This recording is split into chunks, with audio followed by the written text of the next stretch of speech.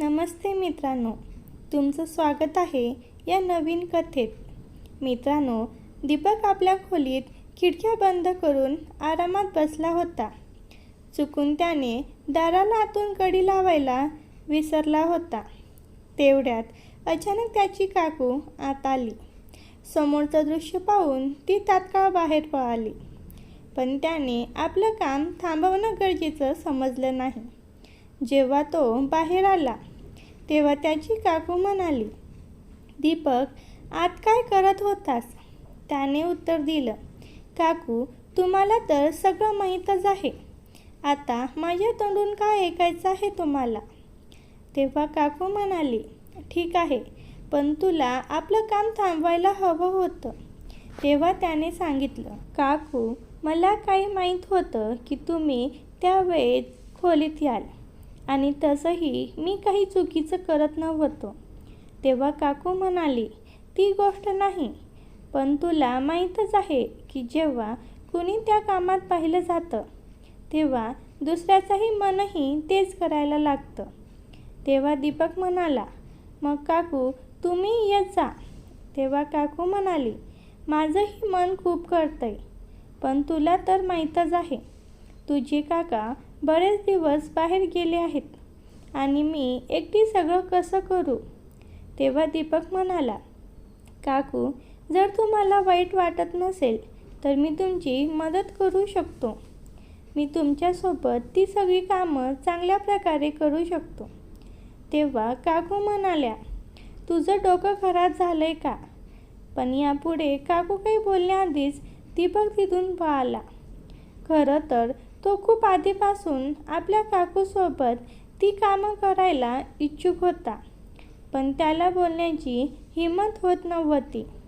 पण आज काकूने त्याला पाहिलं होतं, त्यामुळे आज बोलण्याची योग्य वेळ आली होती आणि वातावरणही अनुकूल होतं.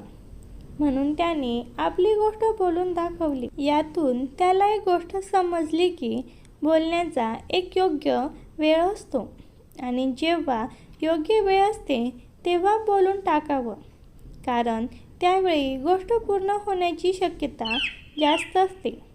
एका रात्री काका आणि काकू छतावर काम करत होते. तेव्हा दीपक त्यांना हे सगळं करताना पाहत होता. त्याने काही वेळ तिथे उभं राहून पाहिलं, जणू त्यांच्यासमोर एखादी चित्रपटाची रील चालू आहे.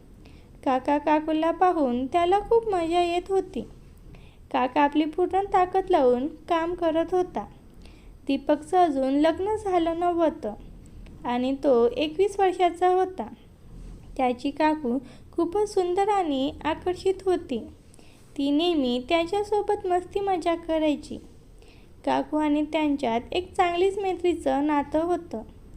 जेव्हा काकू नव्याने लग्न होऊन या घरात आली होती तेव्हा तिला खूप गर्व होता आणि गर्व असणंही गरजेचं होतं, कारण ती एखाद्या हिरोईनपेक्षा कमी नव्हती.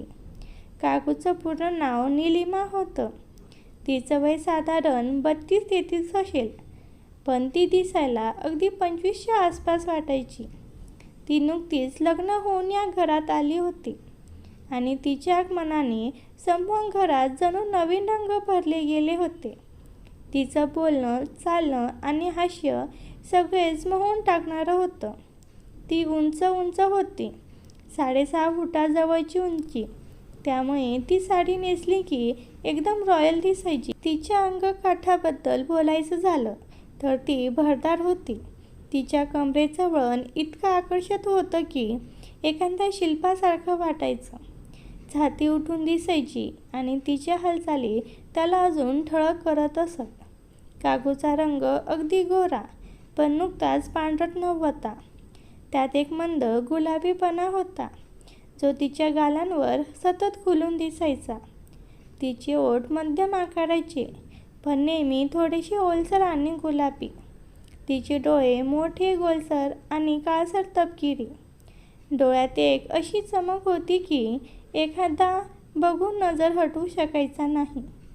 तेव्हापासून त्याला समजलं होतं की काकूच्या मनात तिचा सौंदर्याचा गर्व आहे. दीपकचे काका एका कंपनीत काम करायचे. जिथे ते काम करायचे ती जागा त्याच्या घरापासून 80 किलोमीटर दूर होती. त्यामुळे त्यांना परत यायला मध्यरात्र व्हायची आणि कधीकधी तर ते तिथेच थांबायचे. काही दिवस तिथेच राहायचे, कारण रोज येणं जाणं खूप अवघड होतं. जेव्हा काका घरी यायचे नाहीत तेव्हा काकू आपल्या खोलीत एकटी असायची. दीपकने काकूला अनेकदा एकटं तडफडताना पाहिलं होतं आणि तिला पाहून त्याला जाणवायचं की काका मध्यरात्री घरी येतात. कधी काम करत असतील तर कधी नाही.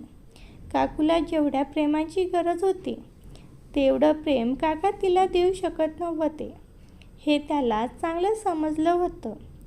एक दिवस सकाळी दीपकने पाहिलं की काकू खूप उदास दिसत होती.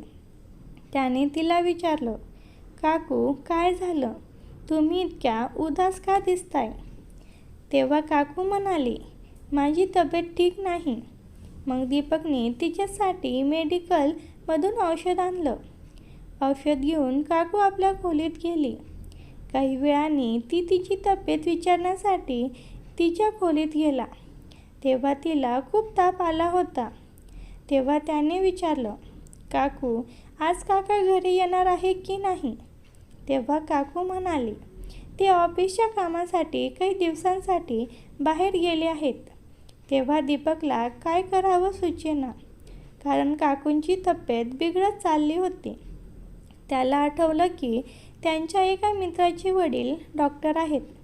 त्याने तात्काळ आपल्या मित्राला फोन केला आणि सांगितलं, भाऊ तुला एक काम करायचं आहे. तो म्हणाला, हो भाऊ सांग, काय काम आहे? तेव्हा दीपक म्हणाला, तू लवकर तुझ्या वडिलांना माझ्या घरी पाठव. माझ्या काकूंची तब्येत खूप बिघडली आहे. तो म्हणाला, ठीक आहे भाऊ, मी आता पाठवतो. काही वेळाने डॉक्टर साहेब आले. त्यांनी काकूला एक इंजेक्शन दिलं आणि काही औषध लिहून दिली. साधारण 1 तासाने काकूला आराम वाटू लागला. दुसऱ्या दिवशी सकाळी दीपक बाथरूमला जाण्यासाठी निघाला. तेव्हा काकू म्हणाली, दीपक 1 मिनिट माझ्याकडे ये. तो तिच्याकडे गेला. तेव्हा काकू म्हणाली, प्लीज मला माफ कर. दीपकने विचारलं, कशासाठी? तेव्हा काकू म्हणाली, जेव्हा मी या घरात आले तेव्हापासून मी तुझ्याशी कधी सरळ बोलले नाही, पण तू माझी किती काळजी घेतोस. दीपक म्हणाला, काकू काही हरकत नाही, मी तर तुम्हाला माझंच मानतो. मग त्याने विचार केला की काकूला आपल्या मनातली गोष्ट सांगावी, पण नंतर त्याला वाटलं की आता सांगणं मूर्खपणा ठरेल, कारण काकू आता माझ्याकडे आकर्षित झाली आहे आणि माझ्याशी बोलू लागली आहे. जर मी आता सर्व काही सांगितलं तर घाई होईल आणि कदाचित काकू नाराज होईल. म्हणून आधी काकूचं आणखी प्रेम मिळवावं, मग बोलणं योग्य ठरेल. त्यानंतर काकू आणि दीपक यांच्यात खूप चांगली मैत्री झाली.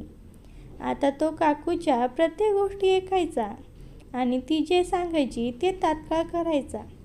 त्यामुळे काकूही आता त्याच्याकडे थोडी आकर्षित होऊ लागली होती. एक दिवस काकूने त्याला सांगितलं, दीपक तुझे काका तर कधीमधी घरी येतात. तू रात्री माझ्या खोलीत ये. आपण गप्पा मारू किंवा एकत्र बसून चित्रपट पाहू. एकट्याने खोलीत मन लागत नाही. दीपकने मनात विचार केला की कदाचित काकू त्याला संकेत देत आहे. आता आपली गोष्ट थेट बोलणं सोपं झालं आहे. आता कधीही योग्य वेळ आपली गोष्ट बोलून टाकेन. मग तो काकूच्या खोलीत गेला. काकू घरातलं काही काम करत होती. तिला पाहून त्याचं मन मचलू लागलं आणि तो मोबाईलवर व्हिडिओ पाहू लागला. व्हिडिओचा आवाज पूर्ण खोलीत ऐकू येत होता. त्याने चेहरा बाहेरच्या दिशेने ठेवला होता, जेणेकरून दाराकडून कोणी येत असेल तर कळेल. पण तो व्हिडिओच्या मस्तीत इतका हरवला की त्याला कळलंच नाही की काकू कधी खोलीत आली. काकू मागे येऊन तो व्हिडिओ पाहू लागली, पण दीपकला याची जाणीव नव्हती.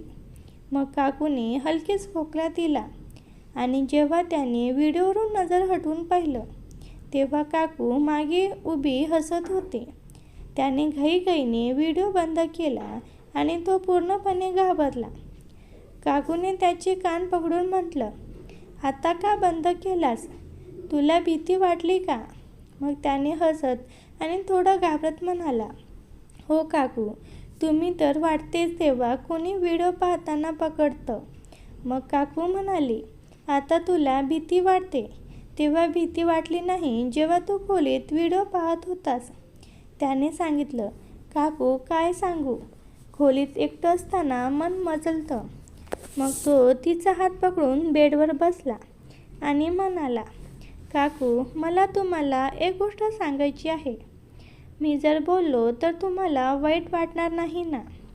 मित्रांनो, तेव्हा काकू म्हणाली, तू काहीही बोल, मला वाईट वाटणार नाही. मग त्याने सांगितलं, जर मला वाईट वाटायचं असतं तर तुझ्या त्या कृतीबद्दल मी तुझ्या काकांकडे तक्रार केली असती. हे ऐकून दीपकने थोडं डोळे खाली केले आणि म्हणाला, काकू जेव्हा तुम्ही पहिल्यांदा या घरात आलात तेव्हापासून तुम्ही मला खूप आवडता. तेव्हा काकू हसत म्हणाली, अच्छा जी, मग सांग काय करायचं?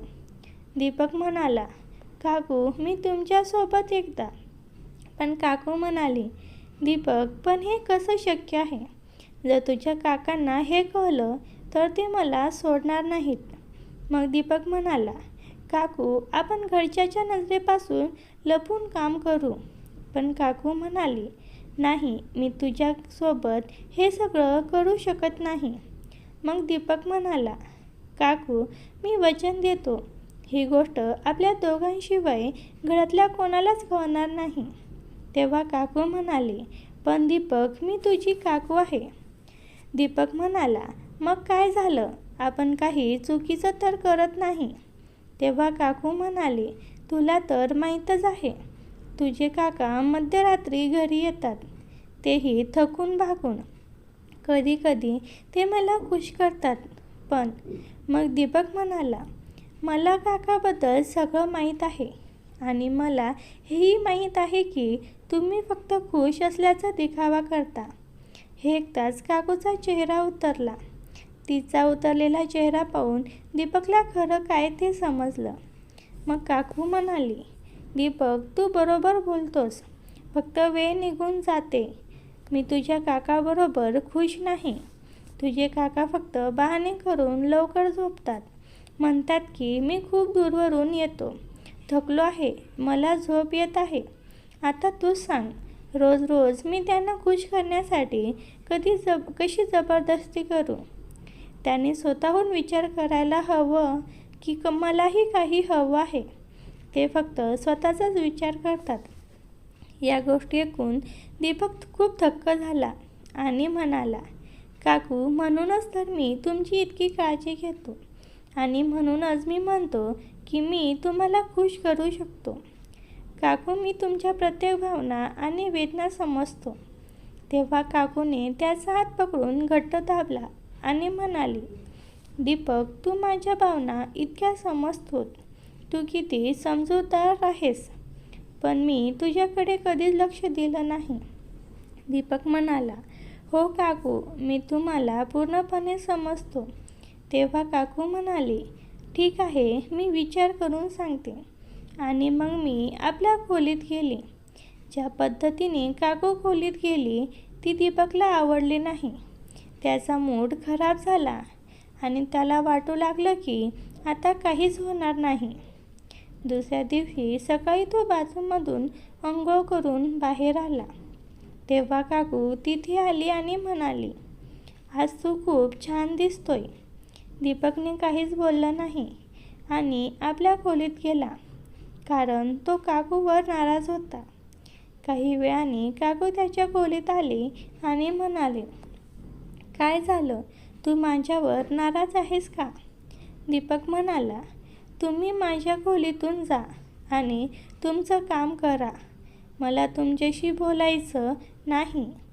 मग तो आपल्या कामासाठी बाहेर गेला. जेव्हा तो संध्याकाळी घरी परतला तेव्हा त्याने पाहिलं की काका घरी आले होते. आता त्याचा मूड आणखी खराब झाला, कारण आता त्याचं स्वप्न स्वप्नच राहणार होतं. काका त्याला पाहून म्हणाले, दीपक, तू ठीक आहेस ना? त्याने सांगितलं, हो ठीक आहे.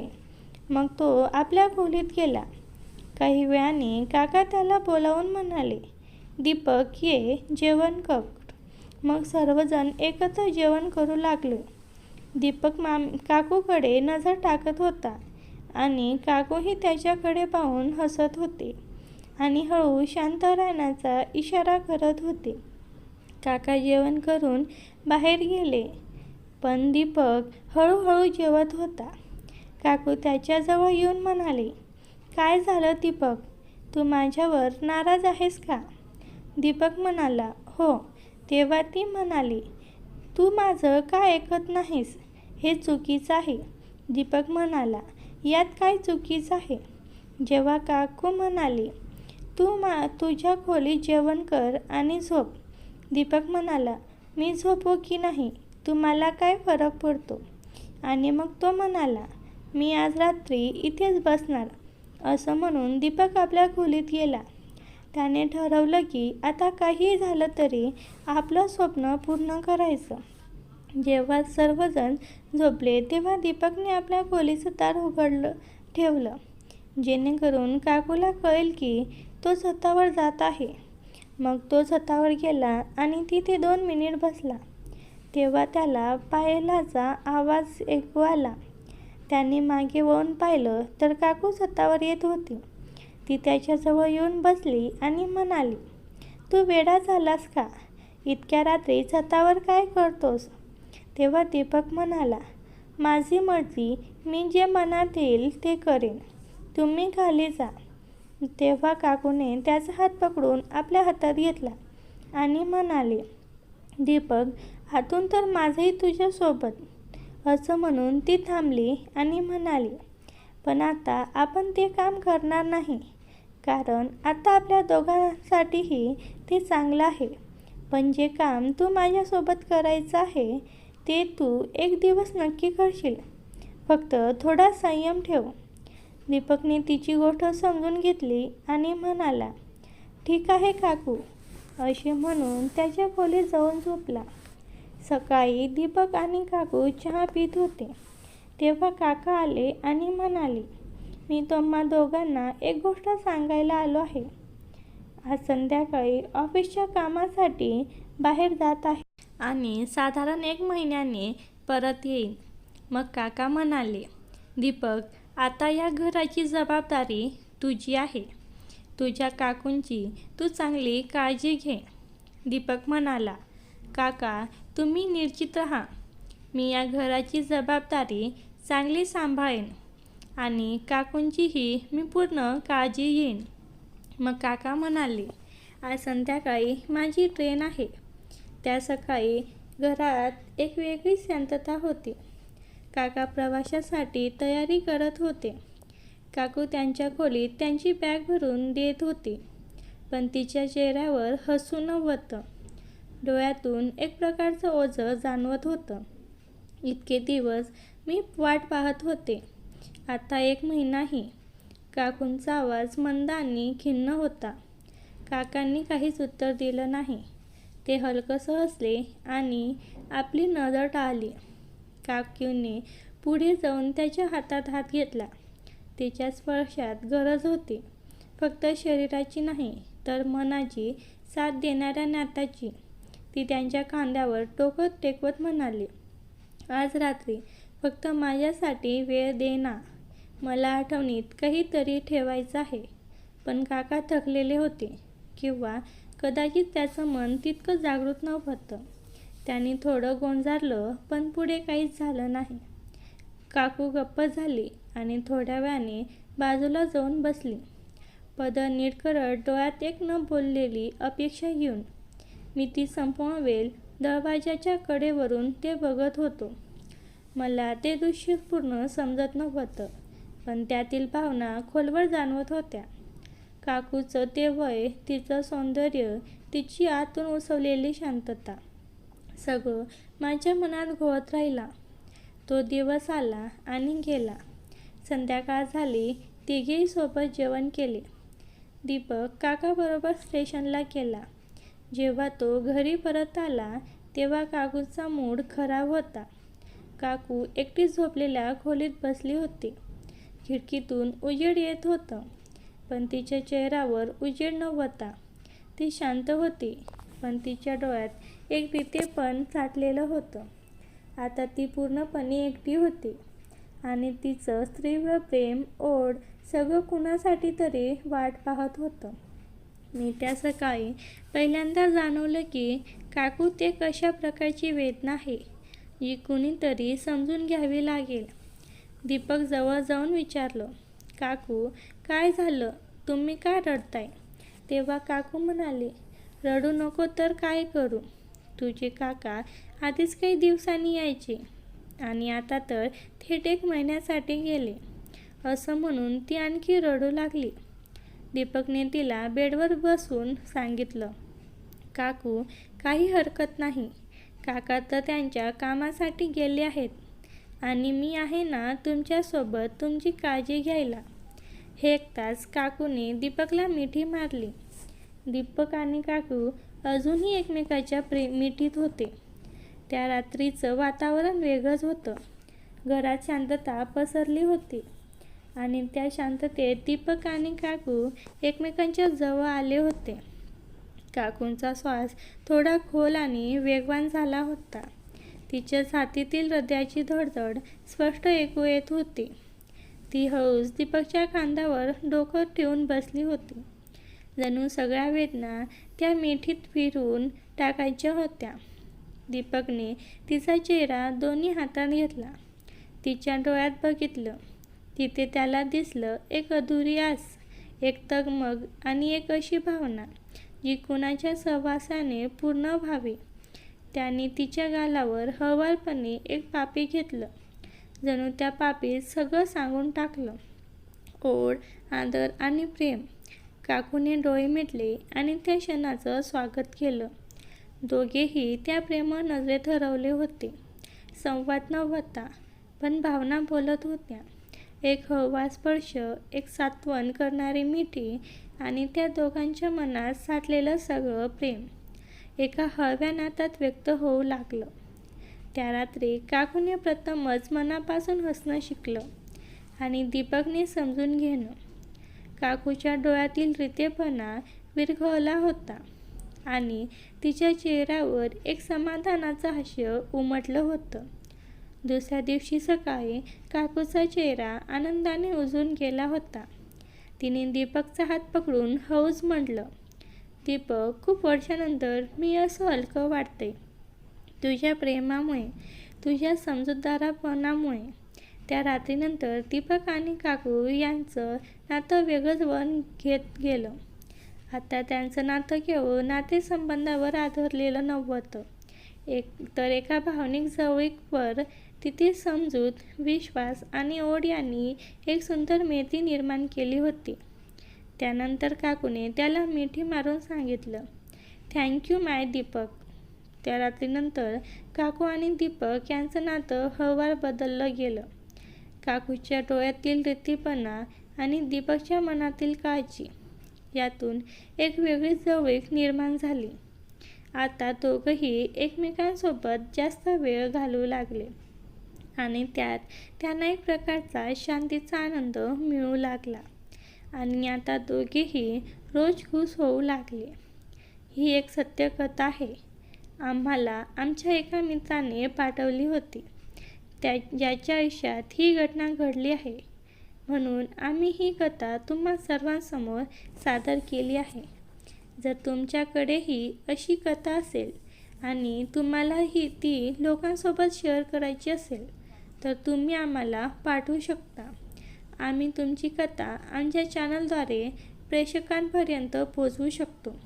जर तुम्हाला ही कथा आवडली असेल तर व्हिडिओला लाईक करा. ही कथा सांगण्याचा उद्देश कोणाच्याही भावना दुखावणे नाही, कोणतीही अनैतिकता किंवा अश्लीलता वाढवणे नाही. या कथेचा उद्देश समाजात घडणाऱ्या या प्रकारच्या समस्यांबद्दल जागरूकता निर्माण करणे आहे. आम्ही या कथेद्वारे प्रेक्षकांना हा शैक्षणिक संदेश देऊ इच्छितो की अशा समस्याबाबत सावध राहा, सुरक्षित राहा आणि सतर्क राहा. तर मित्रांनो, ही होती आमची आजची कथा. तुम्हाला ऐकून कशी वाटली आम्हाला कमेंट करून नक्की सांगा. आमच्या व्हिडिओला जास्तीत जास्त तुमच्या मित्रांमध्ये शेअर करा आणि आमच्या चॅनलला सबस्क्राईब करा, जेणेकरून येणाऱ्या व्हिडिओची नोटिफिकेशन तुम्हाला तात्काळ मिळेल. मी तुम्हाला पुढच्या व्हिडिओत भेटेन. तोपर्यंत धन्यवाद.